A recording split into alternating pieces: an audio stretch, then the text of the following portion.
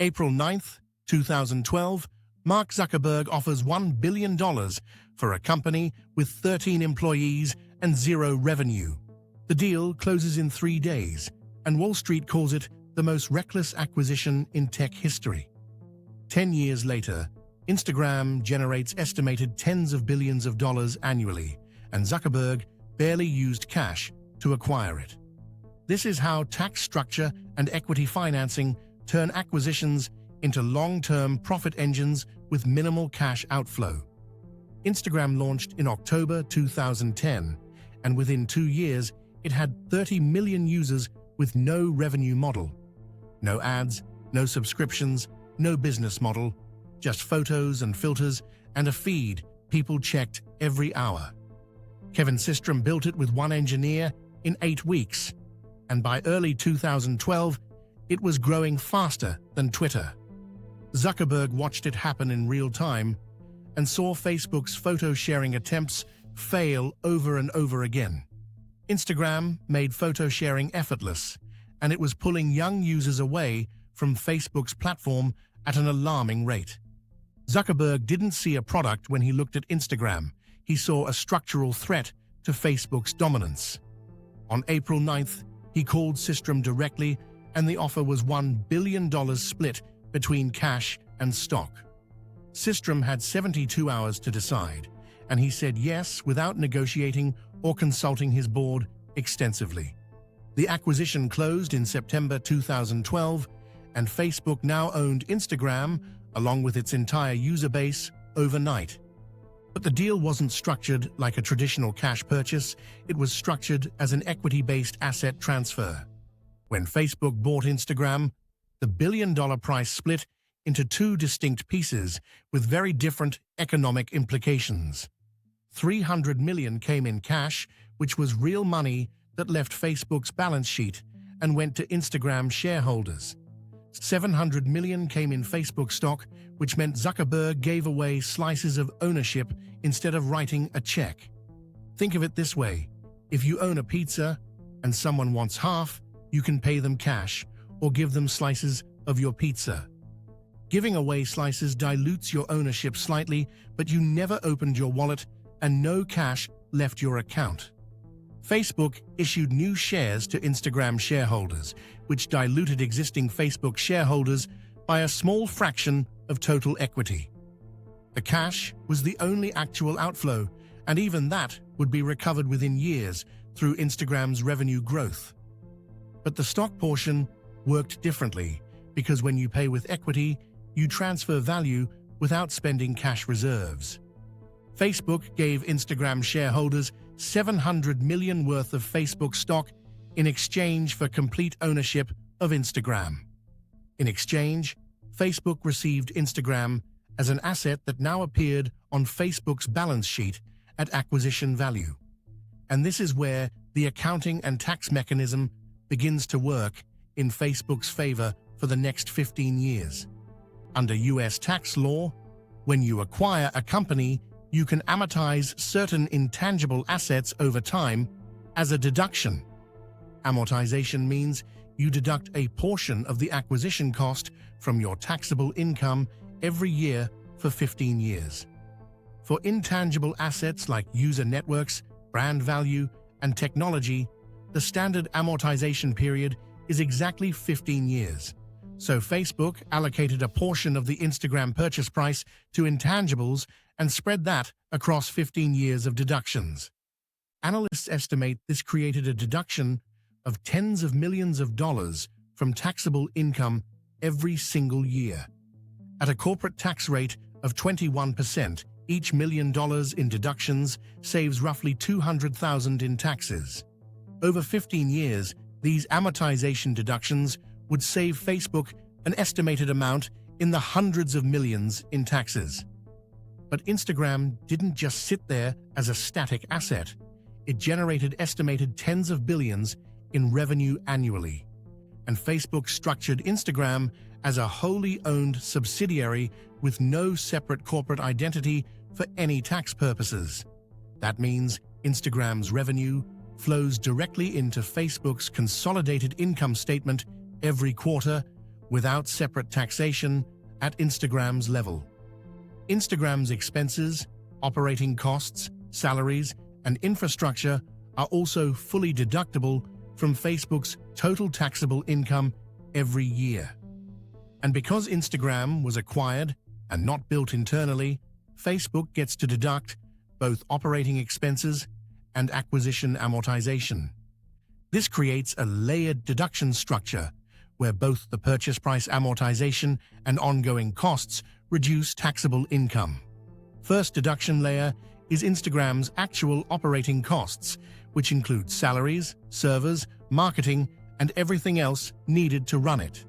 Second deduction layer is the amortized value of intangible assets from acquisition, which continues for 15 years regardless of performance. Over the years since acquisition, Instagram has generated estimated hundreds of billions in cumulative revenue for Facebook's consolidated statement. Facebook deducted not just Instagram's operating costs, but also the ongoing amortization of intangible assets from the original acquisition.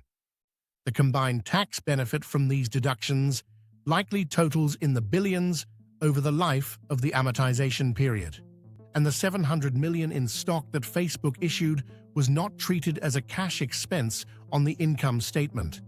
Stock-based consideration doesn't appear as an operating expense the way cash does, even though it represents real economic value. For Facebook, issuing stock diluted existing shareholders slightly, but required no cash, leaving the corporate treasury at any point. For Instagram, shareholders receiving that stock triggered tax obligations only when they eventually sold it for cash later. But Facebook itself never pays tax on stock it issues. The tax burden falls entirely on recipients when they sell. So Facebook transferred $700 million in economic value without incurring $700 million in cash outflow from operations. The cash portion of $300 million was the only drain on liquidity, and it was offset within years.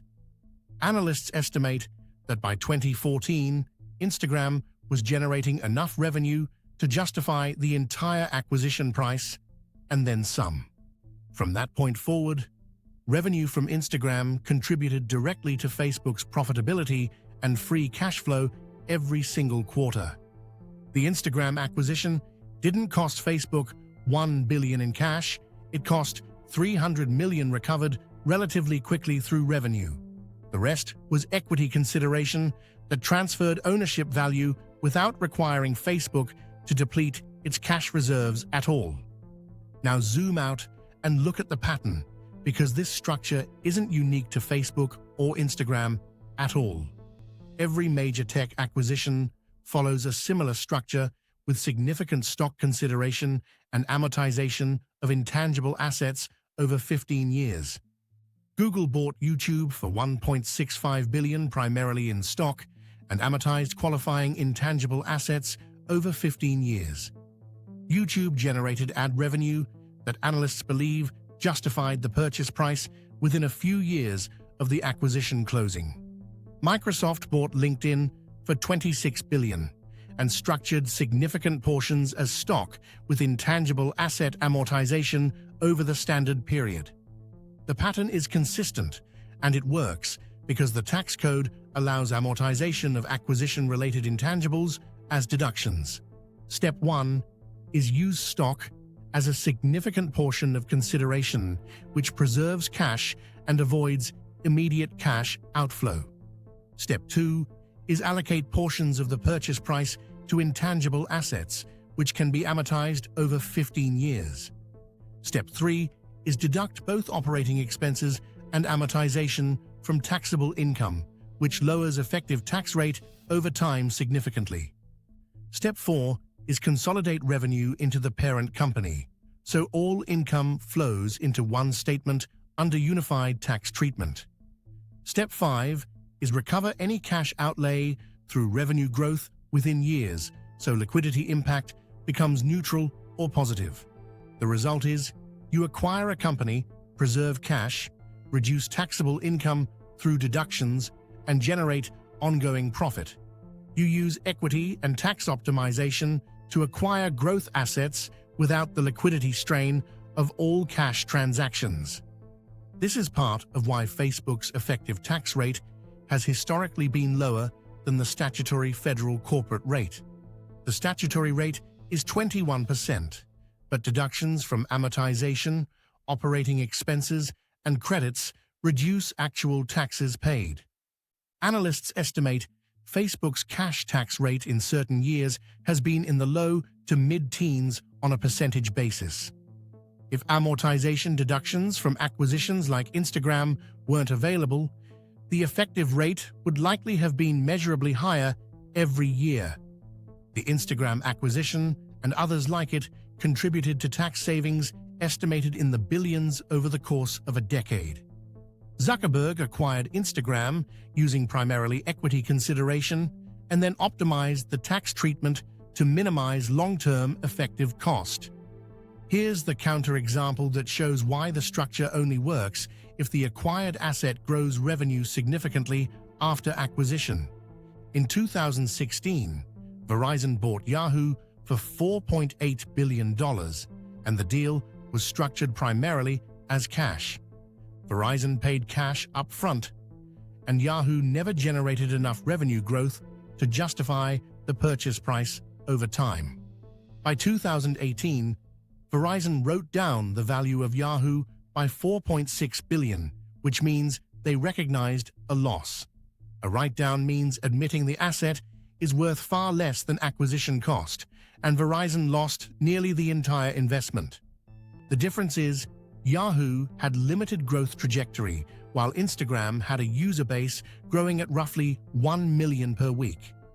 The acquisition structure only works economically if the acquired company generates revenue growth that justifies the consideration paid over time. If growth doesn't materialize, you've spent resources and gained nothing because tax deductions don't offset poor business performance alone. Verizon paid primarily cash and faced significant losses, while Facebook used primarily equity and gained a massive revenue engine. The mechanism isn't just the acquisition structure itself, it's pairing that structure with a high-growth asset over the amortization timeframe. This is how the largest companies in the world expand while preserving cash, and it's completely legal under tax law. They use equity consideration, which preserves liquidity and allows them to acquire revenue-generating assets without draining the treasury. They amortize qualifying intangible assets from acquisitions, which creates tax deductions that lower taxable income for 15 years after closing. They consolidate revenue into the parent company, so all income is reported and taxed at the parent level under one structure. They recover any cash consideration within years through revenue growth, and from that point, incremental profit contribution is significant.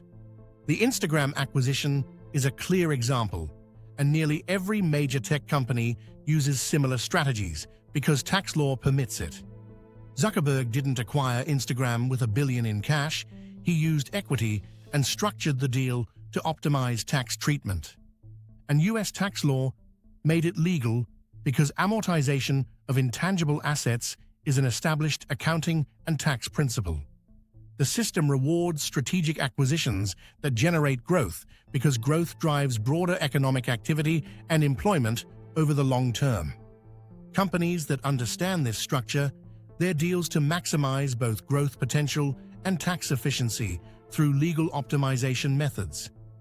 Acquisition through equity isn't free, but it preserves resources, and when combined with tax optimization, the effective long-term cost is far lower.